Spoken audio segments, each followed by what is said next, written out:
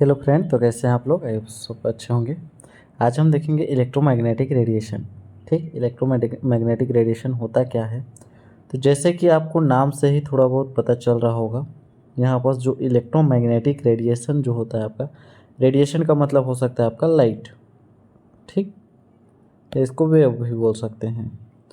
यहाँ पर इलेक्ट्रोमैग्नेटिक जो होता है टू टर्म से मिलकर बना होता है। एक होता है आपका इलेक्ट्रो, दूसरा होता है आपका मैग्नेटिक। ठीक, तो ये इलेक्ट्रोमैग्नेटिक रेडिएशन होता क्या है? तो इसका सस्ता सा एग्जांपल है, सपोज कीजिए आपका सनलाइट। क्या? सन। ये हो गया आपका सन। सॉरी, इसको दूसरा बनाते हैं। जैसे हो गया आपका सन। ठीक, ये क्या हो गया आपका सन। तो आपको पता होगा सन के सरफेस में बहुत सारी रिएक्शन होते रहती हैं। ठीक, किसके वजह से? आपके न्यूक्लियर फिजन की वजह से। ठीक, तो ये जो सन से जो भी लाइट हम लोग के पास पृथ्वी पर पहुंचती है, मतलब लाइट पहुंचती है तो कैसे पहुंचती है? यहाँ से बहुत सारी एनर्जी रिलीज होते रहती हैं। रिएक्शन की वजह से बहुत सारी एनर्जी आपको रिलीज होते होते हुए दिखेंगे नहीं, लेकिन महसूस कर सकते हैं उसको। तो यहाँ से क्या होती है, आपकी बहुत सारी एनर्जी रिलीज होते रहती है इस रिएक्शन की वजह से। तो जो एनर्जी होती है वही आपका होता है आपका रेडिएशन। ऐसे को वेव भी बोल सकते हैं। ये जो हमारे पृथ्वी पर प्रकाश के रूप में रेडिएशन या लाइट के थ्रू पहुंचती है। तो ये जो लाइट होती है उसमें आपके दो प्रकार के रेडिएशन होते हैं। एक तो होता है आपका इलेक्ट्रो रेडिएशन, दूसरा होता है मैग्नेटिक फील्ड। मतलब इसमें दो प्रकार के फील्ड होते हैं। जो भी आपको सनलाइट मिलती है उसमें क्या होते हैं, दो प्रकार की फील्ड्स होते हैं। एक हो गया आपका इलेक्ट्रिक फील्ड भी होता है उसमें, एंड मैग्नेटिक फील्ड भी होता है। ये कैसे होता है? जैसे इसमें जो भी एनर्जी रिलीज होता है आपका, पॉजिटिव एवं नेगेटिव दोनों तरफ की एनर्जी होती है। ठीक, कॉम्बिनेशन निकलता है तो वही होता है इलेक्ट्रिक एवं मैग्नेटिक फील्ड, दोनों होता है। तो जो भी सनलाइट के थ्रू हमको रेडिएशन मिलता है वही होता है आपका इलेक्ट्रोमैग्नेटिक रेडिएशन। तो उसको हम अच्छे से अभी देखेंगे। इसी को हम शॉर्ट फॉर्म में बोल सकते हैं EMR, इलेक्ट्रोमैग्नेटिक रेडिएशन।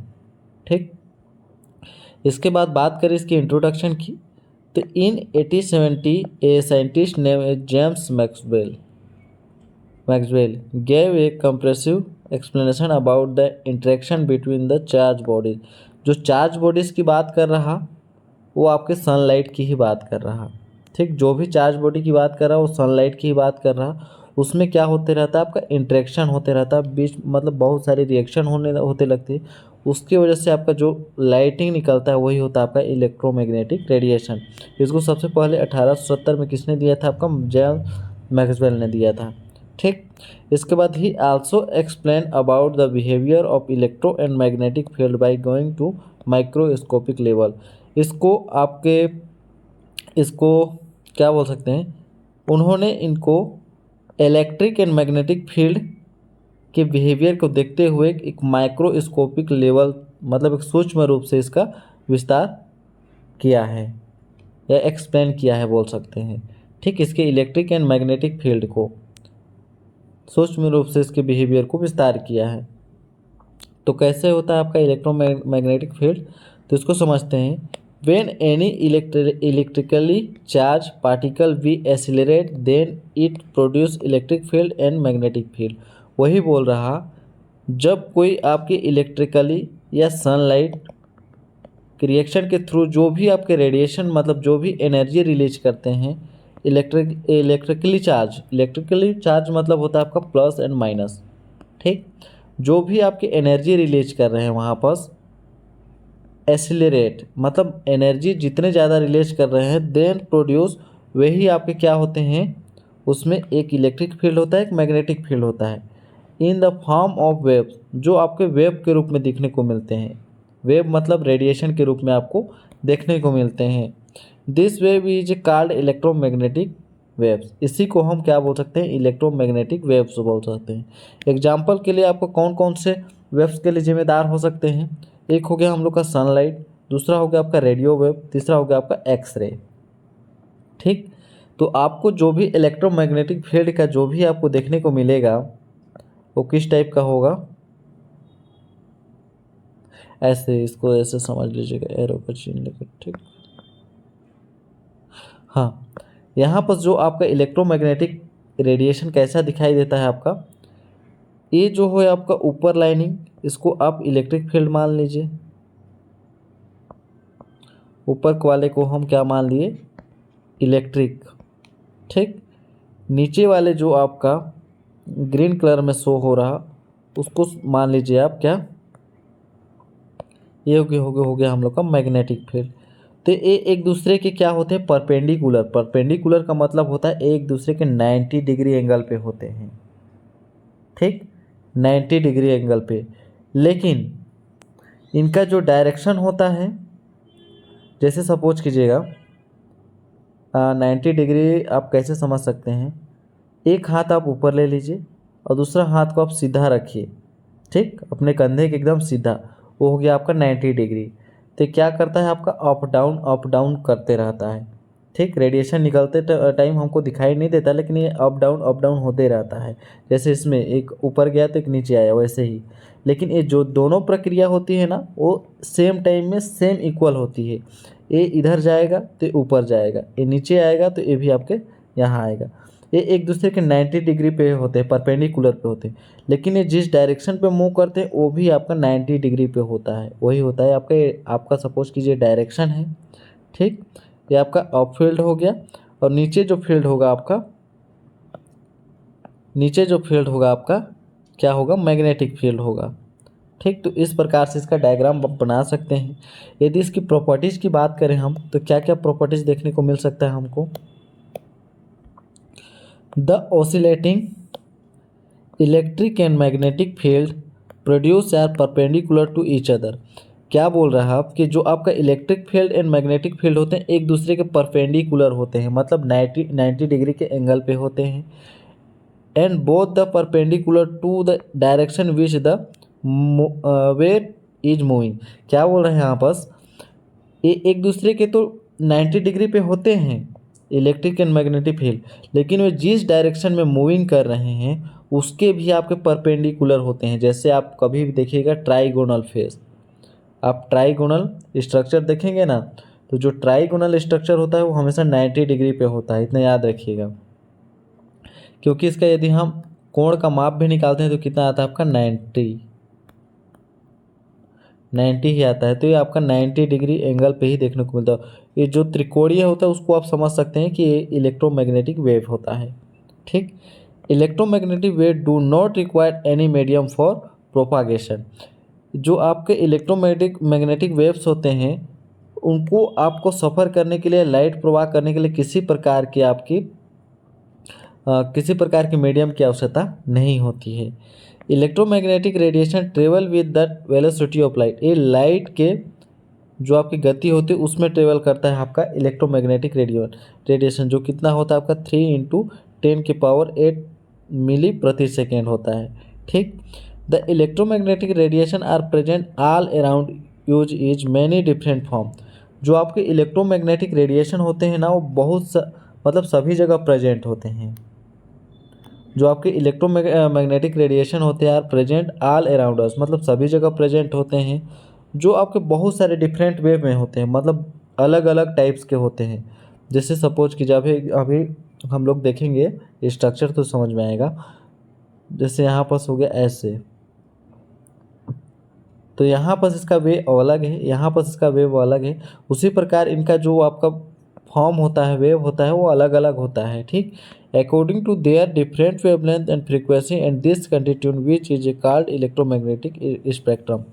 क्या बोल रहा कि एक किसके कारण होता है, उसकी वेवलेंथ एंड फ्रीक्वेंसी जो होती है आपकी डिफरेंट होती है। एक रेडिएशन ऐसे जा रहा आपका, सपोज कीजिए एक रेडिएशन ऐसे जा रहा, एक रेडिएशन ऐसे जा रहा, तो इसकी वेवलेंथ एंड फ्रीक्वेंसी अलग है, इसकी वेवलेंथ यहाँ से अलग है, यहाँ से अलग है, एंड फ्रीक्वेंसी भी अलग होगा। उसी के कारण होता है आपका कि डिफरेंट टाइप के हो सकते हैं। इसको जो इसकी वेवलेंथ एंड फ्रीक्वेंसी को जो मेजरमेंट करते हैं उसी को हम इलेक्ट्रोमैग्नेटिक स्पेक्ट्रम कहते हैं। ठीक। They are present different form because they are different frequency and wavelength. वही बोल रहा कि इसकी जो फ्रिक्वेंसी वेवलेंथ होती है अलग अलग होती है, उसी कारण ये डिफरेंट वे पे पाए जाते हैं। इसकी यदि कई पॉइंट्स की बात करें, यहाँ पर सपोज कीजिए वेवलेंथ की बात करते हैं कि वेवलेंथ होता क्या, आपको पता नहीं है वेवलेंथ।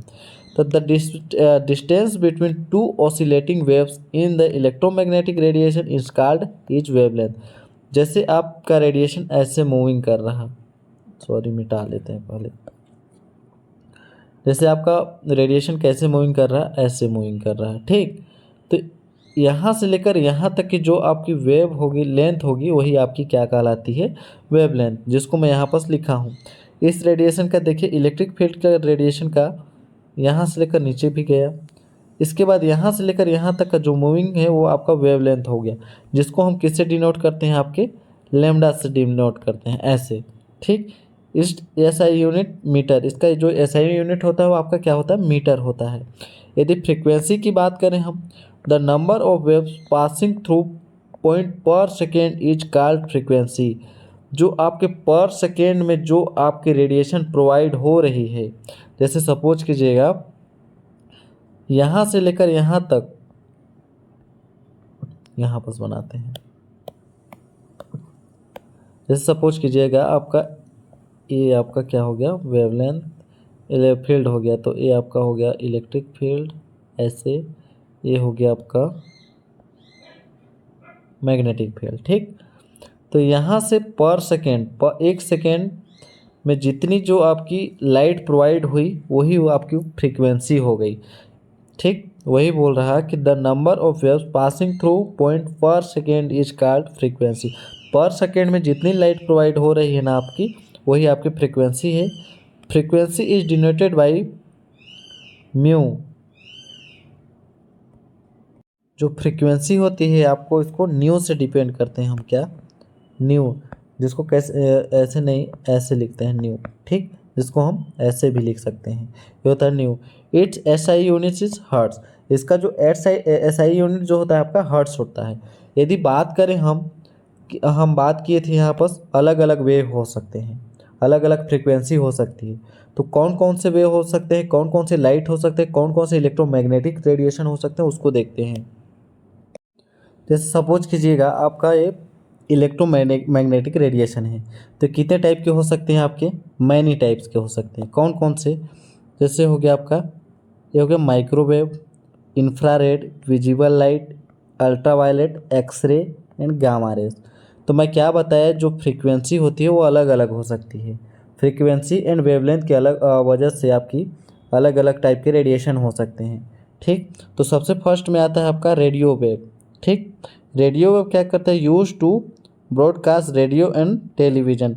आपके रेडियो जो आपके रेडियो वगैरह होते हैं उसमें आपके रेडियो वेव का यूज किया जाता है, उस रेडिएशन का यूज किया जाता है। माइक्रोवेव क्या होता है, micro used in cooking, radar, telephone and it's other signal. जो आपके माइक्रोवेव होते हैं, माइक्रोवेव के जो रेडिएशन है तो उसका यूज कहाँ किया जाता है, आपके रेडार में किया जाता है किसी को पता लगाने में, ठीक। टेलीफोन्स में किए जाते हैं, अदर सिग्नल, कुकिंग, इसको खाना पकाने में भी किया जाता है इस रेडिएशन का, ठीक। इंफ्रारेड की बात करें तो transmission heat from the sun and fire radiators. इसके बाद विजिबल की बात करें, make thing able to be seen. ये जो विजिबल इस आपके रेडिएशन होते हैं उसको हम अपनी आंखों से देख सकते हैं, ठीक, विजिबल वेव को, जो कलरफुल दिखाई देते हैं। इसके बाद अल्ट्रावायलेट की बात करें तो observe by the skin used in fluorescent tubes में इसका यूज किया जाता है। एक्सरे की बात करें, एक्सरे जो रेडिएशन होता है उसके थ्रू हम किसी भी बोन का पता लगा सकते हैं। जैसे हम एक्सरे करवाते हैं ना, तो उसमें हम लोग का कौन सा रेडिएशन होता है, आपका एक्सरे इलेक्ट्रोमैग्नेटिक रेडिएशन होता है। Use to view inside the bodies and objective, मतलब बॉडी के अंदर जो भी बोन वगैरह होते हैं उसको देखने के लिए हम एक्सरे का यूज करते हैं। अब बात करें गामा रेस की, तो एक जो गामा रेस होता है आपका हाईली टॉक्सिक होता है, use in medical for the skin cancer cells. इसका कैंसर सेल में भी यूज किया जाता है, और ये क्या बोलते हैं, जो आपके हेल्थ होते हैं उसमें भी प्रॉब्लम क्रिएट कर सकते हैं आपके, ये हानिकारक होता है गामा रेज जो होता है आपका। तो इसी प्रकार हम समझ सकते हैं इलेक्ट्रोमैग्नेटिक रेडिएशन जो होता है कई टाइप के हो सकते हैं, अल्ट्रावायलेट भी हो सकते हैं, इंफ्रारेड भी हो सकते हैं, रेडियो भी हो सकते हैं, विजिबल भी हो सकते हैं, ठीक। और ये कहाँ से आता है आपका, सनलाइट जो होता है, सनलाइट की जो एनर्जी निकलती है वहीं से आपका ये वेव के रूप में या रेडिएशन के रूप में दिखता है, जो कई प्रकार के हो सकते हैं। कई प्रकार के क्यों हो सकते हैं, क्योंकि इसकी फ्रीक्वेंसी और वेवलेंथ जो होती है आपकी डिफरेंट टाइप के हो सकते हैं। ठीक। तो आई होप दोस्तों आपको अच्छे से क्लियर आया होगा कि इलेक्ट्रोमैग्नेटिक रेडिएशन होता क्या है। तो मिलते हैं अगले नेक्स्ट वीडियो में, तब तक के लिए धन्यवाद।